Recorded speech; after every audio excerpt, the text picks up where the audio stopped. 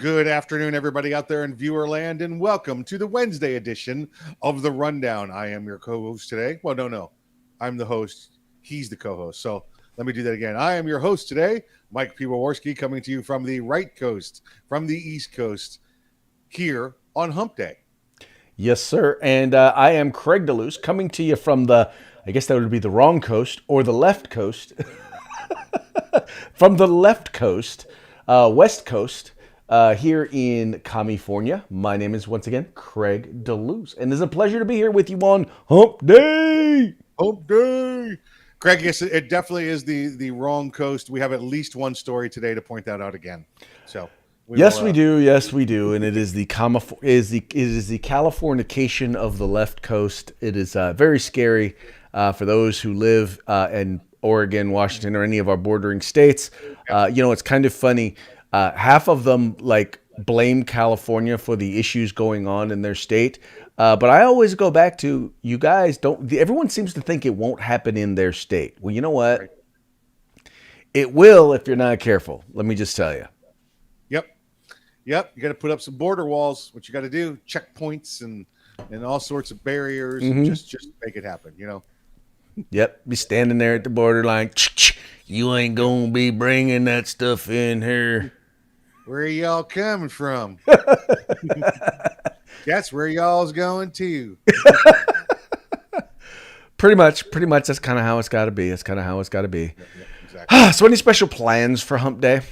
No. This is kind of really like a first full day back to work. We had travel day Monday, and yesterday was recovery day. How was your recovery day? After the program, I basically sat on the couch most of the day, and which was pretty much I haven't gotten to do in like 3 weeks, so it was actually very, very nice. I did do some cleaning. I cleaned off my DVR. Oh, there you go. No. I did a little bit of the couch sitting yesterday morning because, I have to. I do my resting in the morning because we do the show in the afternoon. You did your show in the morning, so rested in the afternoon, right? Isn't that how it works? Pretty much. Difference, something like that. So, yeah. So it sounds like we both had similar days. I did a little cleaning of the not the DVR, but of the downloaded TV shows on my phone that were for the trip that I never watched.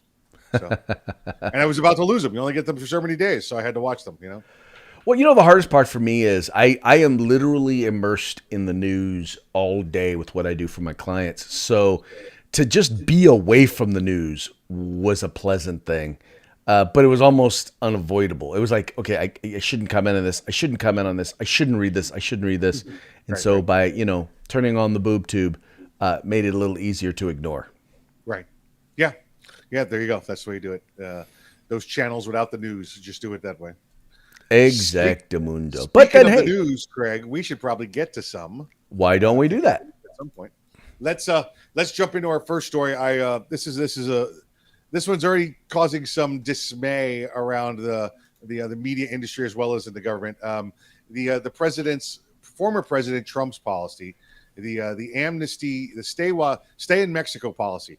So what this policy was, if you came to the border and you said, I'm here for amnesty, I'd like to get a hearing, well, you had to stay in Mexico until your hearing date came around. And that's been going on since March of 2020. And if folks, if you think about it, that coincides with the lockdown for the COVID. So this was not a I hate Mexicans thing by the president at all. This was a I love America. I'm going to try because everybody wants to stop COVID. So we're going to lock everything down, including the border, and that's what this was for. Well, as soon as President Biden took office, they reversed this policy. It was appealed down there by a judge in Texas. It was now recently upheld by the Supreme Court and says that this policy must stay in effect. And the U.S. government has less than 1 week to figure out how they're going to do it, and it is now the Supreme Court's order to do so. Well, Mike, the thing is that, okay, just first of all, as a matter of foreign policy and just administration and how you do things, this policy only makes sense because, number one, If you don't know if you're going to grant them asylum, do you really want to just let them in, let them into the country? And once again, they're not bringing them into the country and holding them. They're bringing them in many cases into the country and then just giving them a court date and setting them free. And then they're never to be heard from again.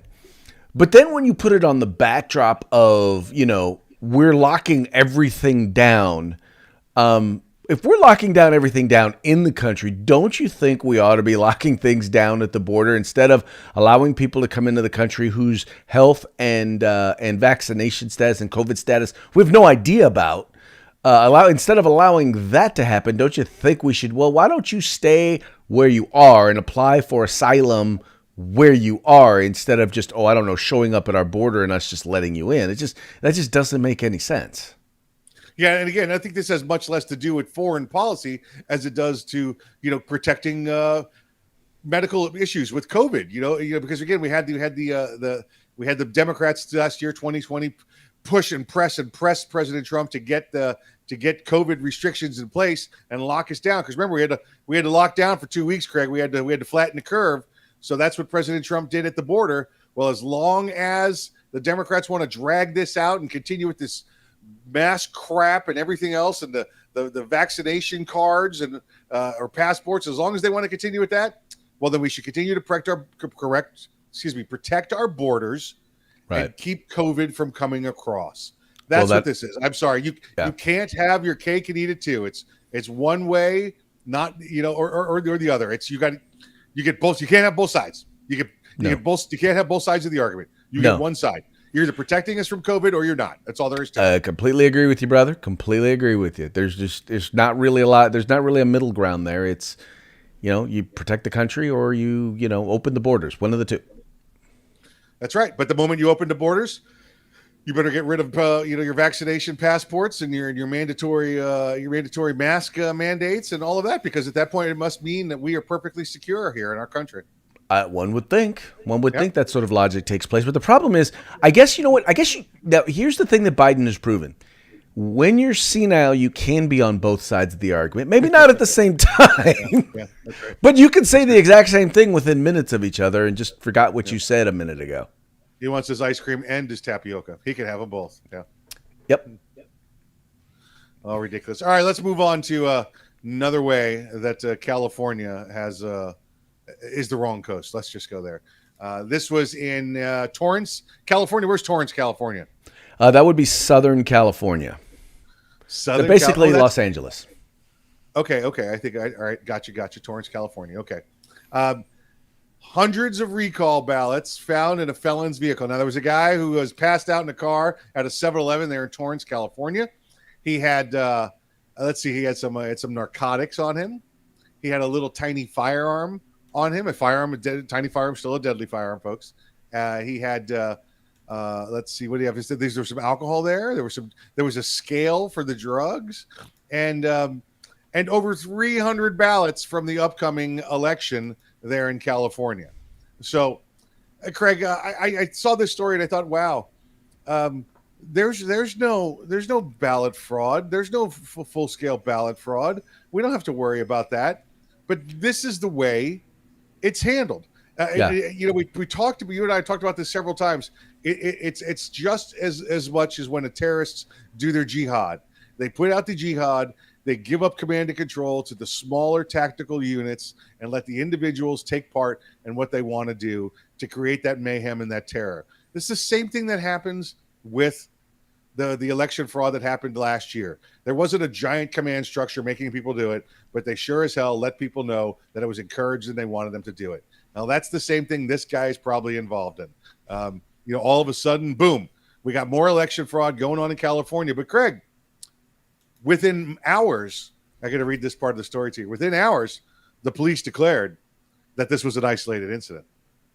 This was because we know they know that. They know that for sure that it was an isolated incident. The fact is they don't know, Mike. They have no idea if it's an isolated incident or not.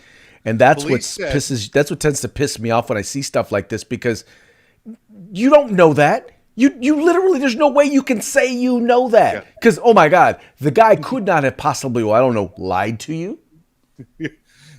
Police said new election ballots were being sent to those identified through the investigation, and that the incident was not tied to any additional thefts of election ballots. Oh, Craig, you see, they said it, so it's clearly not tied to anything else. Right. It was not immediately clear how the ballots ended up in the suspect's vehicle or what he intended to do with them. But Craig, the incident was not tied to any other thefts of election ballots. They don't know how it they got happened. here. They don't know how he got them, but they know it didn't happen anywhere else. That's it. Yeah.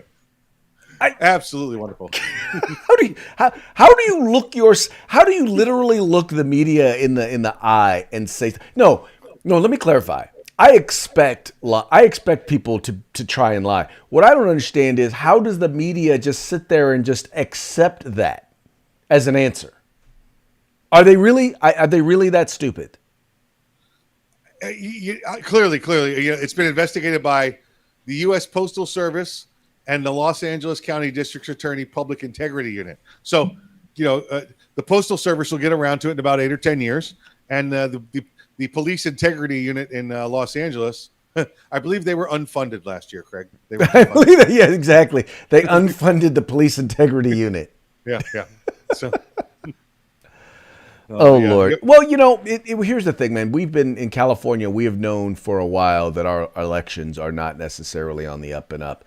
And that is largely because we have a Democratic Party who promotes sending out as many ballots as you can to whomever you can and not verifying or proving who exactly is returning those ballots. There have been a number of convictions for electioneering in the state of California, and nothing like has made major news, but there's enough for people to be like, yeah, there's some major problems here, except that the Democratic Party and the mainstream media seem to completely and utterly ignore it. Yeah, absolutely. This is just, again, how do you believe the media on this? And I mean, this thing, even though I couldn't even read the story, Craig. I got to there and I was like, had to reread it 3 times. I know you and I have done this many times before on the air. Read 2 sentences next to each other and cannot fathom how they go together. Yeah. just their suppositions and conclusions are just absolutely criminal. No disagreement here, brother. Listen, the only one I can think is they said it's not tied to another theft. Maybe they physically meant there was no rope between these ballots and another ballot, and they were not tied to that other ballot. I think you're onto something, Mike. I do believe you're onto something. It's the only way that sentence makes sense. That it's not tied to another theft. Yeah, completely agree. All right, let's switch on to a couple of members of Congress that took some initiative here, and thankfully they're okay. But we have 2 representatives of the House of Representatives, members of Congress there in D.C. One is Representative Seth Moulton, Democrat out of Massachusetts, and the other is Representative Peter Meyer, Republican out of Michigan. A couple of junior, congressmen representatives there decided this past Tuesday, Greg, they were going to Kabul to see things for themselves, to find out what was really going on. Now, again, both a couple of vets. Moulton had been to Iraq at least 4 times, and we know Meyer had served at least 1 tour there in Iraq as well. So both Army combat veterans, and wanted to take a look. My understanding, they went there most of the way civilian. You can't get in to the Afghanistan right now unless you're on a military flight. So they hopped a military flight, an empty military flight. They wanted to be clear, say that. They went in on one of the empty cargo ships, did some looking around. They were there less than a day. And then before they left, they hopped on a military cargo ship that had extra room. There was an additional 3 or 4 seats available after they got on that they couldn't get filled. So they didn't take anybody else's seats, is the point they were trying to make. Well, they talked to the military commanders there, and the military commanders just shook their head and said, not a chance in hell we get everybody out of here by September 11th. No way, no how. Well, that's not even the August 31st deadline that was originally set. That's 11 days after that. It's amazing, and it's nice to see that people take their roles as representatives and leaders seriously. It took 90 days to get the vice president down to the border, and I don't think the president has been to the border yet. Well, that's And a yet long still trip you have for these two him. congressmen who basically, once again, they weren't making a big deal out of it, but they went by themselves. They went to go because you needed to check it out. Sometimes you need to go and see things on the ground. What is going on? What is taking place? What are the people who are dealing with this stuff on the day to day, hour by hour, minute by minute? What are they seeing on the ground? Because somehow, either one or two things is happening. Either the information is just not filtering up to the president, or the president is misrepresenting it because he's not all there, or because he's just lying to the American people and just doesn't want to admit that he messed up. Either way, what the president is communicating and what is coming out of the White House is very different than what is going on the ground, and that seems to be one of the biggest takeaways from these congressmen's trip. Yeah, and that was it. Listen, I don't know what the rules of congressmen traveling out of the country is. I don't know if there's any policies or procedures, or do they have to let the Secret Service know or anything like that. But they got there, found out the information, and I think that was the military side of both these guys. At this point, the party doesn't matter. They teamed up, said, "Let's go. Let's find out what's really going on." And they've both been very critical of the current administration of the treatment of military members. So they went over there to see if they could do anything to help, or at least be able to come back and report the truth, Right. without the bias from the administration or from the media. Well, and that's what needed to happen. We need to know, the American people need to know the truth. Yeah. And most importantly, policymakers need to know the truth so that they can start to set forth policies that will bring our people, our citizens home, and hopefully help us to be able to protect and bring back as many of our allies, those who've helped us over the last several decades, make sure that we're able to protect their lives. Yeah. Folks, I don't know if you've noticed that. We kind of alluded to it a little bit here. During this whole evacuation process that's been going on for the past 2 weeks now, Craig, almost 3 weeks, you've seen nothing from reporters over there. No reporters have been allowed over there. There's no reports coming out. Even the good reporters. Listen, when people like Jim Acosta started attacking the president, they yanked all reporters out of Afghanistan. There's nobody there to report anything to you at all. This is the first pieces of information we've seen come out of there, and it's from members of Congress. So. Right. They don't want, they probably don't really want the real news coming out of there, to be honest. Yep. Exactly right. All right. Let's keep rolling right along. This one, Craig, the next one hit you and me right in the old pocketbook there. This is one we were definitely, we've already got money invested into, and we'll have to figure out how to get it back. So this affects a lot of people around the country. The National Rifle Association's annual meetings and exhibitions, the 150th in Houston at the George R. Brown Convention Center, has been canceled as of yesterday afternoon. It's right after we went off the air. We had this one on standby, ready to go. So within about an hour after we went off the air yesterday, it was canceled. You and I, Craig, have been talking about this for at least a week. This came up. I've spoken to, and I believe you have as well, many of the board members from National Rifle Association. I'll give you the public view, and then I'll give you what I know. So how about that, Craig? The public statement says, because of all the COVID going on in the Houston area and all the local government, a little bit of a more liberal government, and the school board there especially put a mask mandate into effect, that they don't want to bring anywhere between 60 and 100,000 people into the town of Houston, and what that might do for COVID, of course, because you have the Delta variant now that's out there on double secret probation. So that was the official reason. We had it was 8 or 10 of the major players, the big names. Your Smith and Wesson's, Colts, Beretta, not Beretta. I'm sorry, Beretta State.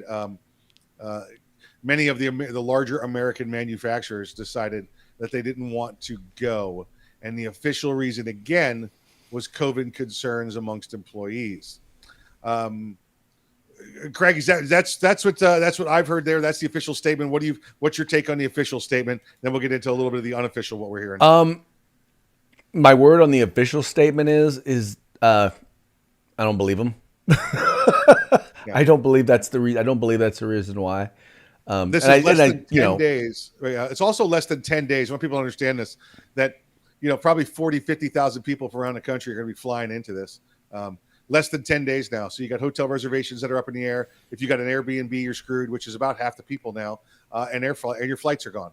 So there's no way to get a flight back. I spent $200 on my tickets to get there, Craig, and I could go get a change fee and move them somewhere else. So it's just going to cost me an extra $400 to move a $200 ticket. So, I'm finding nowadays, man, with travel, it's almost like you got to get one of those things where you can either get a refund or you can at least be able to reuse, transfer the tickets to another thing, because it's just, with stuff like this going on, you never know when stuff is going to get canceled. And it's just kind of funny to me that the group that's supposed to be about liberty and yada yada yada is would be caving into, a COVID scare. But I don't believe that's the reason why. Here's what I'm hearing on my little inside sources, is that this is less to do with COVID and more about the internal turmoil inside the NRA. We know that embattled NRA executive vice president, or whatever his title is, Wayne LaPierre, the executive director there, is he's been rogue for 4 or 5 years now. He's the guy with you got girlfriends, stashed in $25,000 apartments, like monthly apartments. That's the cost for the monthly, and clothing allowances to them. He's wasting the donors' money. He's trying to reorganize. He's moving. He's running. This guy should have resigned 5 years ago, and the NRA would be fine. But it's not. He's continuing to hunker down, and instead of just going home. I mean, they've got Craig. Anytime he leaves, he gets an additional $6 million retirement bonus. He's got $100 million in the bank, which is ridiculous to think of somebody in charge of a civil rights organization having that much money on, for being their leader. Go home. Let the organization heal. The part that hurts me the most, Craig, is 90% of those people in the NRA have no idea that any of this is going on, because they get their little letters in the mail that say we need a donation or gun rights are under attack, so they send it in. Mm-hmm. Craig, this is the part that I think we're ready to talk about. These big guys that said no, this wasn't COVID. This was their fight against that. This was their protest against what's going on in the NRA.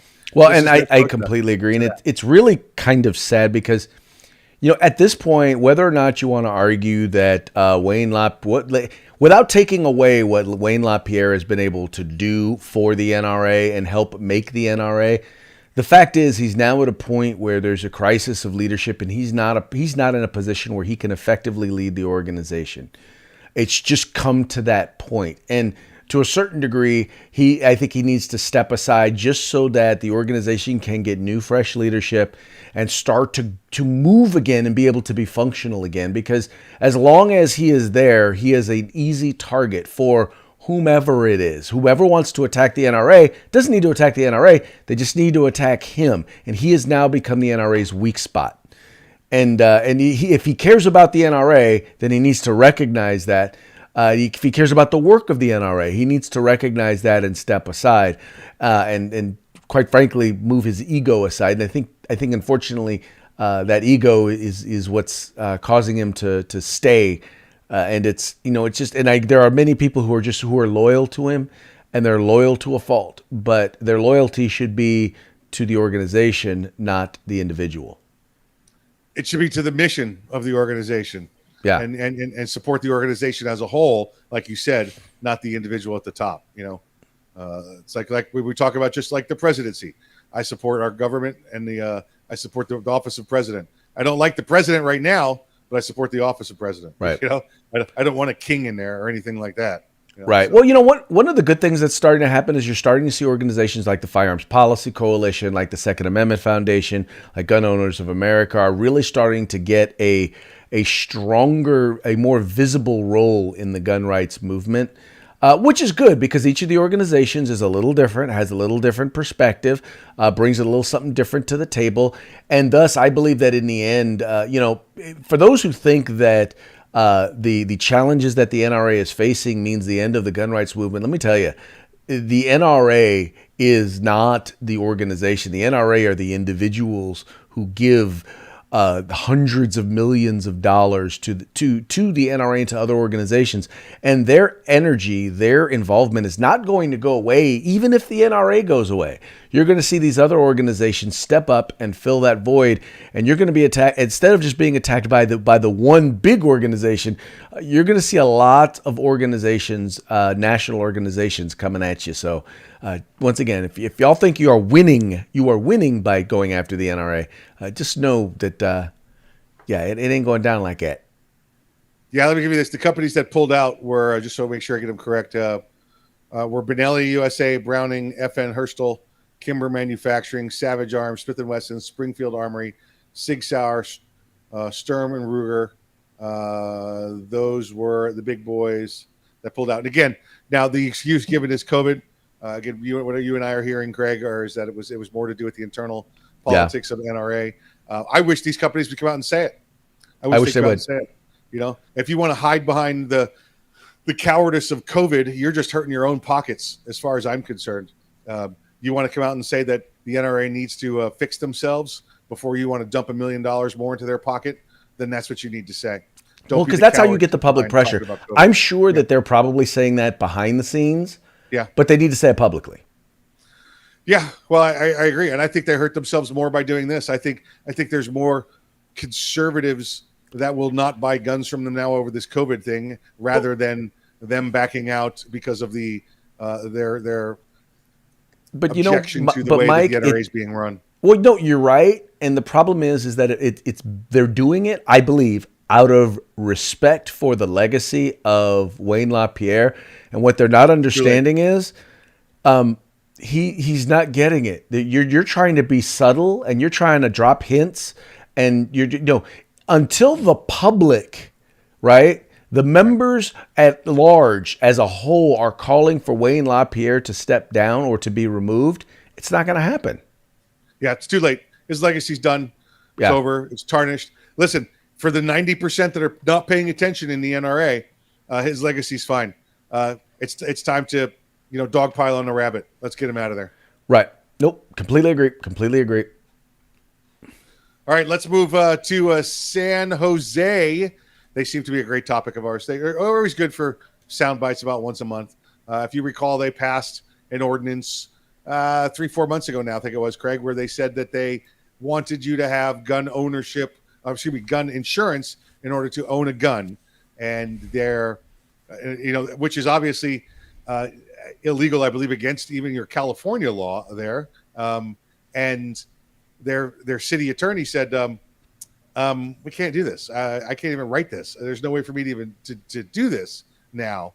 And so they're still struggling with even writing the ordinance. Well, now the mayor decides that he's got some new words. Craig, I'll let you share those concerning their new ordinance for insurance on ownership of a firearm.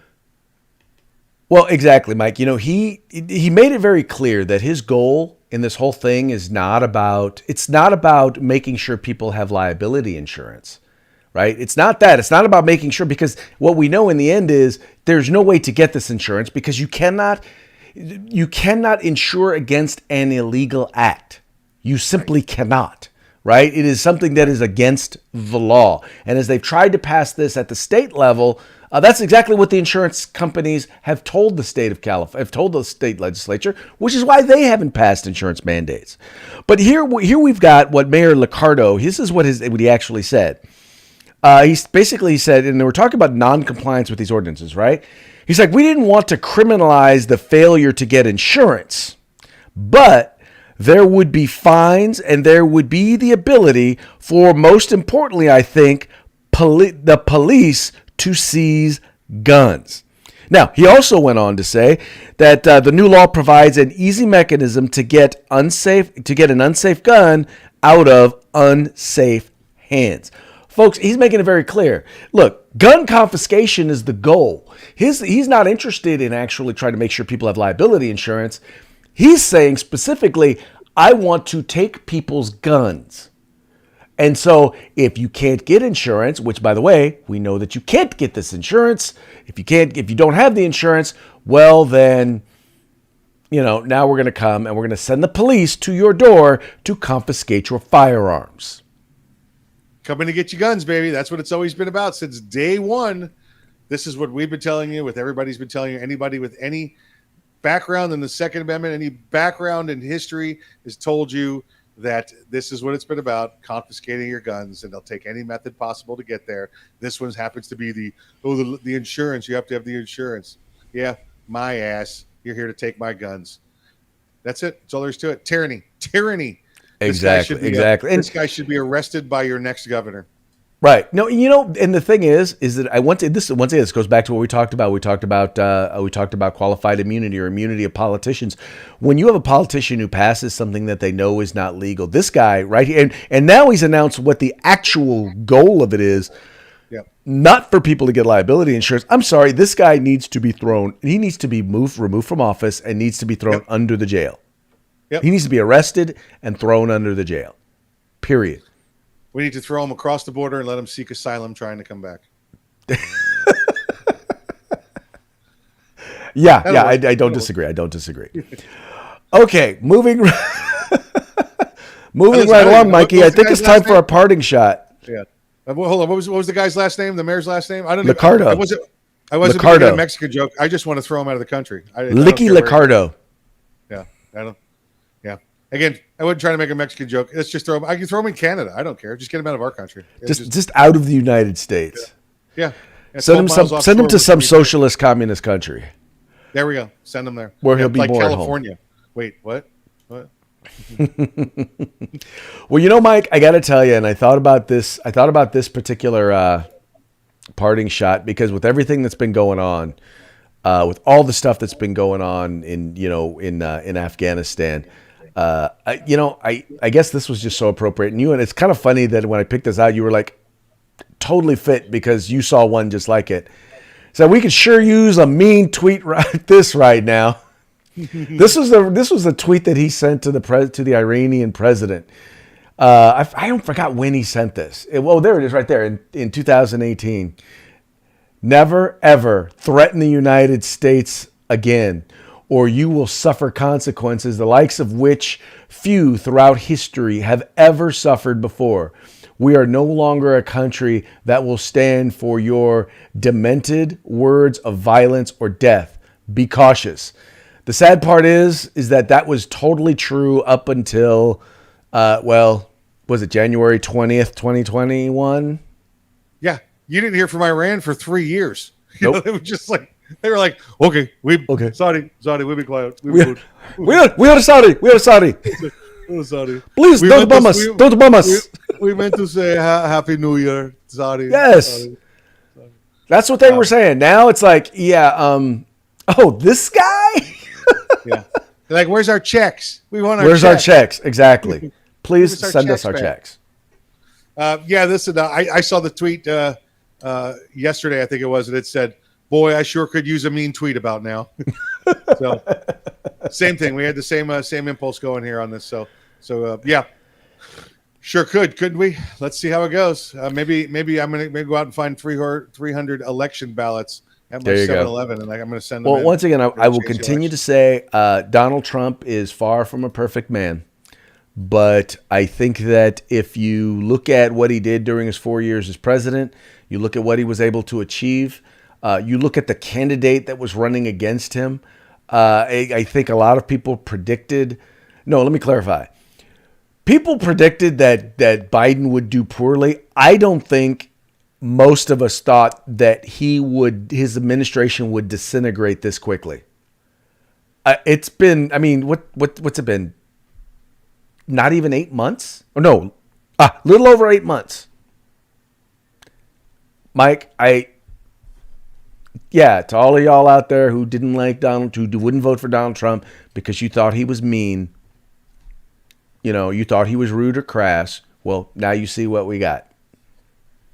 Yeah, exactly right, Craig. We're at 7 months and 5 days with this guy right now. Oh, 7 months. Huh? And even worse. And it's it's a whole different world, isn't it? I mean, it really is. The world is a different place now than when we had somebody that cared about America first, and taking care of us. Think about that, folks. Massive inflation, gas prices through the roof. Yeah. We've now stranded thousands of Americans behind enemy lines, put their lives in danger. We've abandoned billions of dollars worth of equipment to terrorists. We've handed it over to terrorists. We've abandoned and left our allies hanging, twisting in the wind. Our name internationally is mud. And all that in 7 months. Greg, what we have now, and it's horrible if you think about it, we have the incompetence of the Carter administration combined with the corruption of the Obama administration. That's where we sit right now. Could not have said it any better.